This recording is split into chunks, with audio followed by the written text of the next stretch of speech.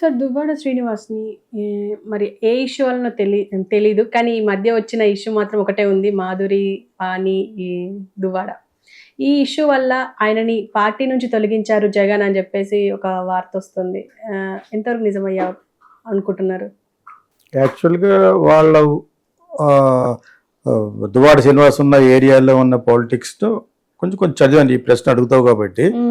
అక్కడ పేరాడ తిలక్ అని ఇంకొక అతను ఉన్నాడు. అతనికి ఆల్టర్నేటివ్గా అతనికి పడదు.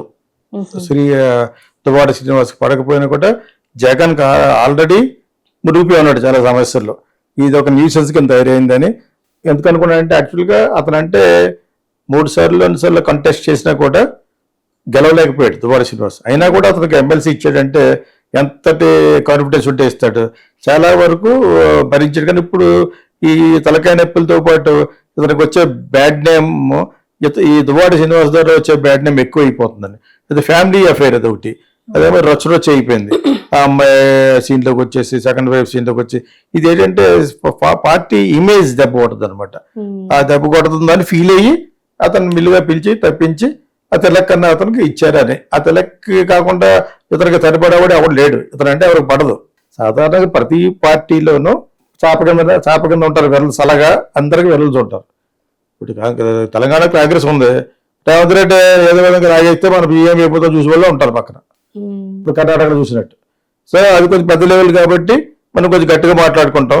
ఇది వచ్చి చిన్న లెవెల్ కాబట్టి, మళ్ళీ ఎమ్మెల్సీ కాబట్టి అందులోనూ ఎటువంటి కేసులోనూ ఇల్లు ఇల్లాలు ప్రియురాలు కేసు, అది టక్కర దొంగ చక్కని చుక్కలు అన్నాం కదా, ఆ విధంగా వాళ్ళ మధ్య జరుగుతుంది. రొచ్చు అయిపోయింది. ఇది అందరిలోనూ జరుగుతున్నదే. ఇంటింట రామాయణం లాగా అందరిలోనూ జరుగుతుంది. కొంతమంది గోప్యంగా ఉంచుకుంటారు, ఎందుకు వచ్చిన పరుగు తీసుకోడు అంటే ఎంత చెప్పినా ఇంతే అని. అవసరం ఫ్యామిలీ బ్రేక్ చేయడం వల్ల పిల్లలకు దెబ్బ వస్తాయి అని ఇంగిత జ్ఞానం కొంతమందికి ఉంటుంది. కొంతమందికి ఆవిడ లాంటి వాళ్ళకి ఉండదు. లేనట్టే ఆవిడకి బ్రహ్మాండమైన ఇల్లు ఇచ్చినప్పుడు అక్కడ ఉండాలి. కానీ అతన్ని బతకనివ్వను, అతను ఎమ్మెల్సీ తీసేయండి అని ఆవిడ జగన్ దగ్గరికి వెళ్ళి అడిగిందంటే ఆవిడ ఏదో విధంగా కక్ష తీర్చుకునే టైప్ మనిషి అనమాట. అలా కొంతమంది ఉంటారు. పోతే ఏదో ఏడిచాడు ఆవిడ అలా ఉంటే ఈ ఇంట్లో కూడా ఆవిడ ప్లేస్ ఉండేది. కానీ ఎవడు యాక్చువల్గా ఈ ఇంట్లో డెఫినెట్గా ఏదో విధంగా అప్పుడప్పుడు వచ్చి అర్జెంట్కి వచ్చి వెళ్ళిపోమని చెప్పేసి అరేంజ్మెంట్లోనే ఊరాకులు కట్టుకున్నాడు. అదే హైవే పక్కన ఉంది, అక్కడ ఇల్లు ఏమి లేవు. ఎవడో దొంగ ఎవడో పడినా కూడా ఏం చేయలేడు. మా ఊర్లో ఉండి రాజమండ్రి, కడియం, ఎంత కాకినాడలో ఎటువంటి హైవేస్ ఉంటాయి. ఇప్పుడు హైవేస్లో లేవు, అన్ని చాలా బాగుంటాయి నర్సరీస్ లాగా. ఒక గెస్ట్ హౌస్, పూలు పరిచేసి ఉంటాయి. ఇది అలా లేదు, వెళ్ళి పొలాలు ఉన్నాయి, అక్కడ ఇల్లు ఉంది వరుసగా లైన్గా గొడవ కట్టేశాడు. ఇప్పుడు ఆ ఇంటి కోసం ఫైట్ చేస్తారు యాక్చువల్గా. So what ever it is, ఈ మ్యాటర్ ఎంతకంటే ఎక్కువ తను భరించాడంటే వైఎస్ఆర్సీపీకి ఇంకా బ్యాడ్ వస్తాయి. మామూలుగానే లేదు, ఆఫీసర్లు కానీ అందరూ జంప్ చేస్తారని మనం అంటున్నాం. జంప్ చేయకుండా ఎందుకుంటారు? ఫైనల్గా అల్టిమేట్గా ఎవరి ఫ్యూచర్ వాళ్ళది.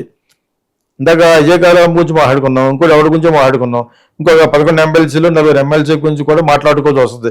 ఏం చేస్తారు వాళ్ళు?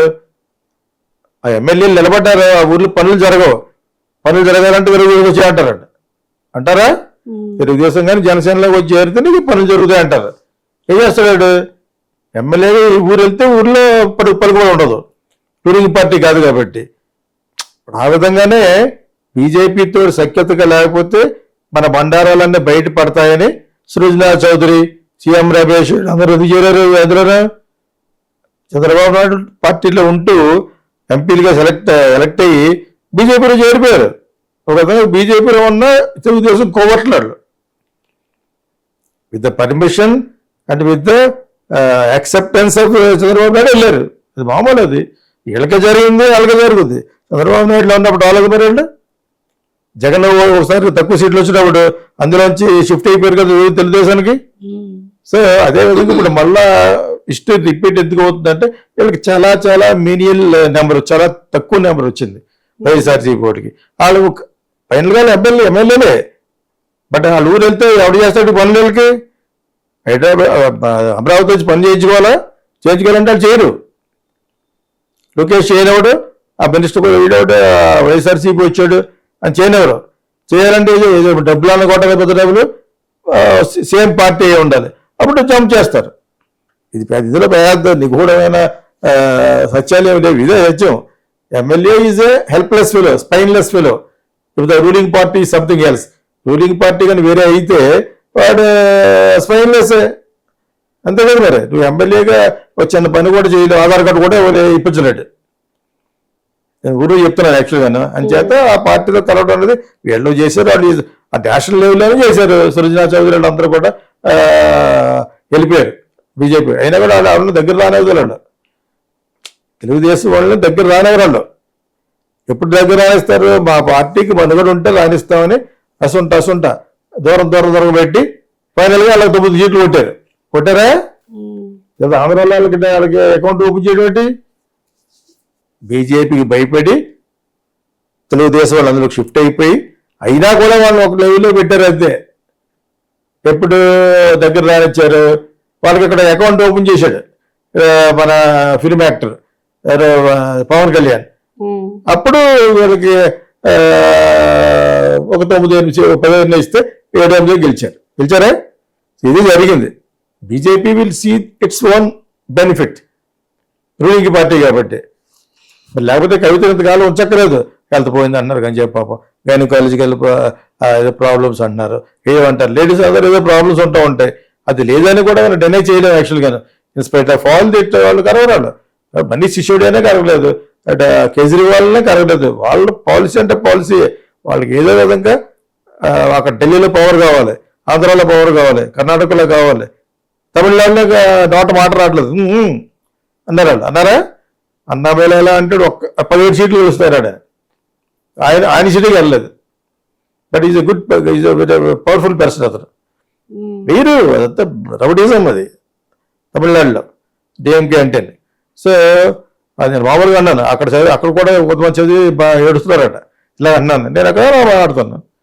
నేను మాట్లాడిపోతే అక్కడ నకిరన్ గోపాలన్న ఒక ఉన్నాడు తమిళనాడులో, అతను మాట్లాడతాడు. ఇవన్నీ లేనప్పుడు నకిరన్ అని ఒక ఆయన ఉన్నారు, ఆయన చాలా ఇష్టం నాకు. అతను అక్కడే వెళ్ళగలిగాడు వీరప్పందరికి. మిగతా వాళ్ళు రానిచ్చేవాడు కదా. అతను తమిళనే, అతను తమిళనే. మీకు అర్థమైనప్పుడు అతను అంత ఫేమస్. నకిరన్ అనేది ఆయన పుస్తకం పేరు. చౌ రామస్వామికి ఒక పుస్తకం ఉండేది అటువంటిది. చౌ రామస్వామి పుస్తకం అంటే తొగ్లక్ అని ఇంగ్లీష్లో కూడా ఉంటుంది. ఇంగ్లీష్ కూడా బాగా రాయగలడు, పిక్ అని. ఇలా చాలా ఉంది. There are so many people this generation should understand. ఈ జనరేషన్లో ఉన్న పొలిటీషియన్స్ కూడా ఇవన్నీ తెలియవు. ఎవరెవరు ఏంటో, తమిళనాడులో ఏముందో, కర్ణాటకలో ఏంటో తెలుసుకోవాలి. మళ్ళీ చెప్తున్నప్పుడు నేను అందులో క్యాజువల్గా చెప్తాను. ఓకే. సో ఇది ఈ సినారియోలో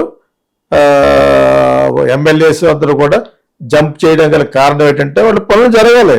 పనులు జరగవు ఇప్పటి నుంచో కదా, ఎప్పటి నుంచో. రన్నింగ్ పార్టీల్లో ఉన్న వాళ్ళకి పని జరగాలంటే ఏదో డబ్బులు కొట్టాలి, పేద డబ్బులు చేస్తారు. అప్పుడు ఇంటికి ఇచ్చేస్తే చేయడే. ఆడు ఈ పార్టీ కూడా రాయండాలి. వాడు అలా చేసినా కూడా లోకల్ అడుగుతాడు, వాడు ఎందుకు చేసి అడుగుతాడు. అది తీసుకున్నా సరే అంట, సగం నాకు ఇచ్చి అంటాడు.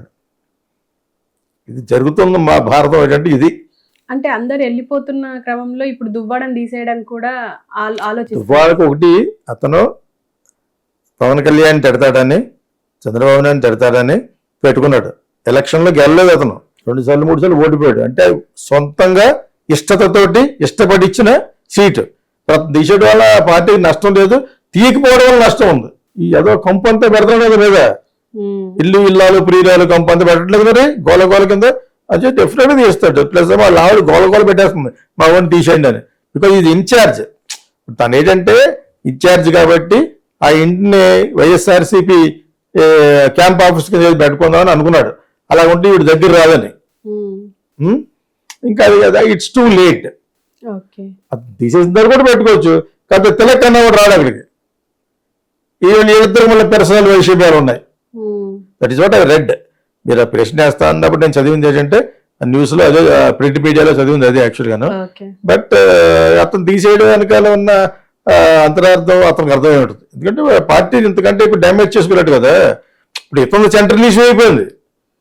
ఎక్కడ టెక్కలేక అంత ఎక్కడ బొక్కలు ఎక్కడ ఉంటుంది చిన్నది. అది వచ్చి పార్టీ అంతటినీ డామినేట్ చేసింది ఈ మధ్యన. వీళ్ళ అఫేర్, వీళ్ళు రాంగ్ అఫేర్ ఉంది కదా, ఇది మొత్తం పార్టీ బ్యాట్ చేసేసింది. ఎంత బ్యాట్ చేసినా ఇంకా 6.5 సంవత్సరాలు ఉంది. ఈ 4 సంవత్సరాలు ఎవరెవరైనా పీకినా కూడా రీకన్స్ట్రక్ట్ అవ్వదు. టైం ఇవ్వాలి, టైం పడుతుంది. చంద్రబాబు నాయుడు పట్టలేదు 5 సంవత్సరాలు. గెలుక్కున్నాడు. ఎలక్ట్ అయిన మన్నా నుంచి జగన్ తిరగడం మొదలెట్టాడు. అది పొరపాటు అని చెప్పింది నేనే. పరిపాలించడానికి 2-3 నెలలు టైం ఇవ్వాలి కదా. వాడు ఎరువు పడిన వర్షం పడుతుందట ఏనుగుకి, తనకి ఒకటి సరదా, ఇంకోటి వచ్చి లెక్క చేయదట. అలాగే లెక్క చేయకుండా అన్యాయాలు ఎక్కువైపోయినాయి. ఇంక ఇలాగే అంటూ ఉంటారు. వాటిని ఎదిరించడానికి మనకు సాక్షి ఒకటి ఉంది అని ఏమాత్రం కొంచెం మంచి చేయాలనుకుంటే అది కూడా చేయడం మనిషికి. వాళ్ళ విస్కీ, వాళ్ళ సిమెంట్, వాళ్ళ గొడవ, వాళ్ళ అట్రాసిటీస్, వాళ్ళ పార్టీ ఆఫీసులు పురాదులు వేసుకోవడంలో సరిపోయింది తప్పితే జనాలకి వేస్తున్నాం. ఒక 50,000 కోట్లు పేదలకు డబ్బులు వేస్తున్నాం. అభివృద్ధికి అడుగు ఎవరికి కావాలి? ఎవరు చేశారేంటి అభివృద్ధి? జగన్ యొక్క నమ్మకం ఏంటంటే ఎవరు అభివృద్ధి చేశారు? వీళ్ళు వేరే వాళ్ళతో పోల్చుకుంటారు అనమాట. నాకు ఒక చిన్నప్పుడు ఒక కజిన్ ఉండేది అనమాట. అబ్బాయి, నీకు ఎన్ని మార్కులు వచ్చినాయంటే కాదు సుగుడికి 40 వచ్చినాయి. నీకెన్ని వచ్చినట్టు దానికి చెప్తాడు అంటే నాకు 39. కానీ 1 మార్కే కదా ఎక్కువ దానికి. ఆ టైపు ఇప్పుడు ఈ గవర్నమెంట్లన్నీ ఆడేం చేశాడు, ఈడేం చేశాడు, ఈడేం చేశాడు అని వాళ్ళతో కంపేర్ చేసుకుంటే వీళ్ళ మీద కూడా వీళ్ళు కూడా ఇచ్చారు. మన సంపాదన ఎన్ని లక్షల కోట్లు సంపాదించుకుంటే అంత మంచిది. ఎవడన్నా బిజినెస్ పెట్టడానికి వేరే కంట్రీ నుంచి వస్తే ఇది 1000 ఎకరాలు ఇస్తాను నీకు, 1000 ఎకరాలు కొనాలంటే 5,000 కోట్లు అవుద్ది, నువ్వు అంచేది నీకు 2,000 కోట్లకి ఇస్తావు, 3,000 కోట్ల కింద అనుకో నువ్వు, 1000 కోట్లు బాకీ. అటువంటి ఎలా పని చేసిన వల్ల బొత్స సత్యనారాయణ డబ్బు అయిపోయాడు. ఆ ఫోర్ట్ కంపెనీ అప్పుడు విజయనగరంలో వైఎస్ రాజశేఖర్ ఉన్నప్పుడు. ఇది జరుగుతుంది, ఇక్కడ జరుగుతుంది. వేరే ఒకటి పెడతారు, లోకేష్ గారు పెడతారు. అది బికాజ్ ఈజ్ ఇన్ఛార్జ్ సీఎంకి దక్కతను. పవన్ కళ్యాణ్కి ఇన్ని తెలియవు. ఇలాగ వస్తారు, ఇలాగ అడుగుతారు. అసలు ఆంధ్రప్రదేశ్ జాయింట్ రాష్ట్రంగా ఉన్నప్పుడు ఇక్కడ ఎవరైనా కూడా ఏ కంట్రీ నుంచి వచ్చినా కూడా మీకు చాలా ఈజీగా అయిపోతాయి పనులని పెట్టి దాని మీద సినిమా చేసింది నేనే వైఎస్ఆర్కి చెప్పి. దాని పేరే సింగిల్ విండో సిస్టమ్ అంటారు. ఇప్పుడు ఇక్కడ అది చేసిన వెంటనే ఫస్ట్ గుజరాత్లో మోడీ గారు కాపీ కొట్టారు. అది మేము చేసిన సీడీలో పట్టుకెళ్ళిపోయారు అక్కడికి. అదే ప్రవాస భారతీయ దివాస్ అంటే అన్ని కంట్రీలు చేస్తారు. ఐటెక్స్లో చేసాం. దానికి ఒక 18 మంది మినిస్టర్లు, 2,500 ఎన్ఆర్ఎస్ వచ్చారు. అదేందా బిజినెస్ పెట్టడానికి. అక్కడే ఈ ఒక కిట్లో ఇచ్చారు మేము చేసింది. దాని పేరు రీచింగ్ గ్రేటర్ హైట్స్ అని చేశాను ఆ సినిమా వైఎస్ఆర్కి. ఓకే, దేని మీద? సింగిల్ విండో సిస్టమ్ మీద. అప్పటికి ఆ ఇండస్ట్రీస్ ప్రిన్సిపల్ సెక్రటరీ ఎవరు? లక్ష్మీపార్సాద్ గారు. ఆవిడ చాలా కరెక్ట్ అయిన ఆఫీసర్ అనమాట. ఆవిడ ద్వారా వచ్చింది మాకు ఆ ఫిల్మ్ చేయమని. అదేంటే వెతుక్కోవచ్చు మీరు, అందులో యూట్యూబ్లో ఉంటుంది. Reaching greater heights. It's about YS Rajasekhara Reddy governance. అందులో నేనే ఉంటాను. ఆయనకి ఒక బొకే వేస్తున్నట్టు. నేను సబితేంద్ర రెడ్డి, ఆవిడ టూరిజం మినిస్టర్ ఆవిడ, అందరూ ఉంటారనమాట. సబితేంద్ర రెడ్డి గారు ఉన్నారన్నమాట. ఇప్పుడు నేను ఎందుకు ఆవిడ అంత లాయల్ అన్నున్నారు కదా. చాలా లేదు, మీరు మినిస్టర్ కదా, దానికి సంబంధించి రమ్మన్నాం. హోమ్ మినిస్టర్ అన్నమాట. అప్పటికి రమ్మంటే వచ్చారనమాట. Is very polite, well behaved అనమాట. సో నేను ఇవన్నీ ఎందుకు చెప్తానంటే మీకు ఇక్కడ పెట్టే బిజినెస్ పెట్టడానికి వచ్చిన వాళ్ళందరి దగ్గర కిక్ బ్యాక్స్ ఉంటాయి. కిక్ బ్యాక్స్ అంటే వాళ్ళకి అర్థం అవుద్ది చూసేవాళ్ళకి. అదేవిధంగా మీకు ఒక 1000 కోట్లు మీకు 500 కోట్లకి ఇస్తామంటే అందులో 300 కోట్లు యాడ్ చేసి ఇస్తారు. రాసుకోవడమే కదా, పేపర్ మీద రాసుకోవడం ఇచ్చాడు. అక్కడ దొరికిపోయాడు కొత్త వచ్చిన ఫోర్ట్ కంపెనీ గోల్ చేయిస్తారు. వాళ్ళు పారిపోయారు. ఇక్కడ జగన్ ఉన్నప్పుడు దగ్గరికి రాలేదు. అటువంటి చంద్రబాబు నాయుడు ఎలక్ట్ అని మన్నాడనే 3,000 కంపెనీలు వస్తున్నాయంటే మేము చెవిలో పువ్వు పెట్టుకోవాలి. 3,000 కంపెనీలు అంటే 30 కంపెనీలు, 3 కంపెనీలు పెట్టరాదు. 3 కంపెనీస్ పెట్టరంటే ఇప్పుడు వరకు మన 30,000 కంపెనీలు అడగలే సోషల్ మీడియాలోనే. నేను ఎందుకు రిమైండ్ చేస్తానంటే మొదటి వరకు దీని గురించి మాట్లాడుకున్నాం. 3,000 కంపెనీలు వస్తున్నాయి ఇక్కడికి. ఏంటి? కరెంట్ లేదు, నీళ్ళు లేవు, ఏమీ లేని అమరావతికి. ఈ నమ్మశక్యంగా ఉంది ఏంటంటే 3 కంపెనీలు పెట్టరండి ముందు, మనం బాగా మాడతాం. అంతే. అదే ఇప్పుడు that's it. Okay sir, thank you.